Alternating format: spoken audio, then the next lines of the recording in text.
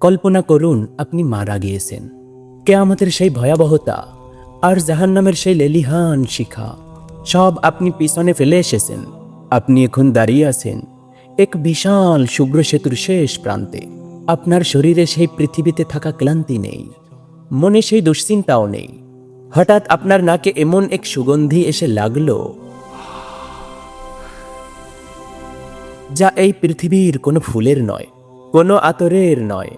আপনি সামনে তাকিয়ে দেখলেন বিশাল এক তরুণ, যার প্রতিটি ইট হীরা আর জহরত দিয়ে তৈরি। দর্শক, আজ আপনার আনন্দের দিন, আজ আপনার সেই পুরস্কার পাওয়ার দিন। এই স্বর্গীয় তোরের মালিক আমি, এতে বসে আমার সুরস্থল। দেখো এই বিশাল মাছের কলিজা ভুনা আর সব রকমের খাবার সাজানো আমার ডাইনিং টেবিলে। কি আনন্দ! যার জন্য আপনি দুনিয়াতে লড়াই করেছিলেন, জান্নাতের সেই প্রথম সকালটি কেমন হবে? কি হবে আপনার প্রথম খাবার? কেমন হবে আপনার জান্নাতি ঘর?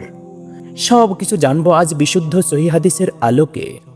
আল্লাহ তাআলা এ ব্যাপারে কোরআনুল কারিমে বলেন, ওয়াসিকাল্লাযীনা ইত্তাকাউ রাব্বাহুম ইলাল জান্নাতি যুমারা। অর্থ, আর যারা তাদের পালনকর্তাকে ভয় করত তাদেরকে দলে দলে জান্নাতের দিকে নিয়ে যাওয়া হবে। সূরা জুমআ আয়াত নাম্বার ৭৩। রাসূলুল্লাহ সাল্লাল্লাহু আলাইহি ওয়াসাল্লাম বলেছেন, জান্নাতের ৮টি দরজা আছে। প্রতিটি দরজার ২ পাল্লার মাঝখানের দূরত্ব হল মক্কা থেকে সিরিয়ার বুশরা পর্যন্ত রাস্তার দূরত্বের সমান। সহিহ বুখারী। প্রিয় দর্শক, আপনি কি জানেন জান্নাতের কোন দরজায় আপনার নাম লেখা থাকতে পারে? যদি আপনি সিয়াম পালনকারী হন, তবে আপনার জন্য অপেক্ষা করছে রায়ান নামক সেই বিশেষ দরজা। আপনি যখন জান্নাতের দরজায় পা রাখবেন, আপনার পায়ের নিচে কি অনুভব করবেন? সহিহ মুসলিমের ২০০ নম্বর হাদিস অনুযায়ী জান্নাতের মাটি হলো খাঁটি মেশক বা কস্তুরী। আল্লাহু আকবার। সেখানকার নুরি পাথরগুলো হলো মুক্তা আর ইয়াকুত। আপনার রাজপ্রাসাদটি কেমন হবে? আল্লাহ তাআলা বলেন, লানুবাউবিআন্নাহুম মিনাল জান্নাতি গুরাফা। অর্থ, আমি অবশ্যই তাদের জান্নাতে সুউচ্চ প্রাসাদ দান করব। সূরা আনকাবুত আয়াত নং ৫৮। রাসূল সাল্লাল্লাহু আলাইহি ওয়াসাল্লাম জান্নাতের বর্ণনা দিতে গিয়ে বলেন, এর একটি ইট সোনার, অন্যটি রূপার, আর গাঁথুনি হলো সুগন্ধি কস্তুরী। সেখানে কোনো টাইলস নেই, বরং জমিন হলো জাফরানের। তিরমিজি। দর্শক, এই সফরটি কেবল শুরু। জান্নাতের আরও রহস্য জানতে আমাদের চ্যানেলটি এখনই সাবস্ক্রাইব করে আমাদের পাশেই থাকুন, কারণ আমরা আপনাকে দিচ্ছি কেবল বিশুদ্ধ জ্ঞানের আলো। জান্নাতে আপনি দেখতে কেমন? দুনিয়ার এই বার্ধক্য, এই রোগ ব্যাধি সেখানে থাকবে? কখনো না। রাসূলুল্লাহ সাল্লাল্লাহু আলাইহি ওয়াসাল্লাম বলেন, জান্নাতীরা যখন প্রবেশ করবে তাদের উচ্চতা হবে আদম আলাইহিস সালাম এর মতো ৬০ হাত লম্বা, এবং সৌন্দর্য হবে ইউসুফ আলাইহি ওয়াসাল্লাম এর মতো। তিরমিজি। জান্নাতে আপনার বয়স হবে স্থির, অর্থাৎ বয়সের ওঠানামা হবে না। আপনার বয়স হবে স্থির, মাত্র ৩০ থেকে ৩৩।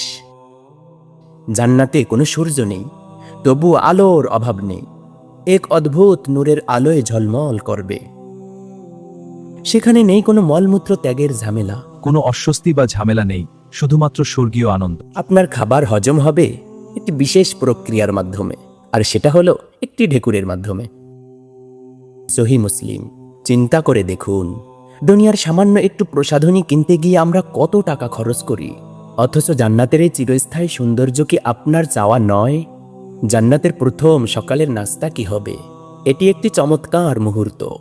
সহিহ মুসলিমের বর্ণনা অনুযায়ী জান্নাতীদের প্রথম আপ্যায়ন করা হবে বিশাল মাছের কলিজার অতিরিক্ত অংশ দিয়ে। এর স্বাদ হবে অভাবনীয়। আপনার প্রাসাদের নিচ দিয়ে বয়ে যাবে ৪টি নহর। সূরা মুহাম্মাদের ১৫ নম্বর আয়াতে আল্লাহ তাআলা বলেন, সেখানে আছে স্বচ্ছ পানির নহর, দুধের নহর যার স্বাদ অপরিবর্তনীয়, আছে শরাবের নহর, এবং আছে খাঁটি মধুর নহর। সেখানে আপনি চাইলেই আপনার পছন্দের ফলটি আপনার হাতের কাছে নেমে আসবে।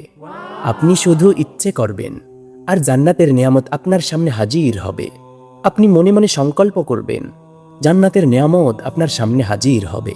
প্রিয় দর্শক বৃন্দ, এই বর্ণনা কি আপনার মনে প্রশান্তি দিচ্ছে না? আল্লাহ তাআলা বলেন, ফামান যুহজিহা আনিন নারি ওয়া উদখিলাল জান্নাতা ফাকাদ ফাজ। অর্থ, যাকে জাহান্নাম থেকে দূরে রাখা হলো এবং জান্নাতে প্রবেশ করানো হলো, সেই হবে সফল কাম। সূরা আল ইমরান আয়াত নং 185। এই সফরটি কোনো কাল্পনিক নয়, এটি পরম সত্য। আজই সময় আপনার জীবনের মোড় ঘুরিয়ে নেওয়ার। এই ভিডিওটি আপনার প্রিয়জনদের সাথে শেয়ার করুন। হতে পারে আপনার একটি শেয়ারে কেউ একজন তওবা করবে এবং আল্লাহর পথে ফিরে আসবে।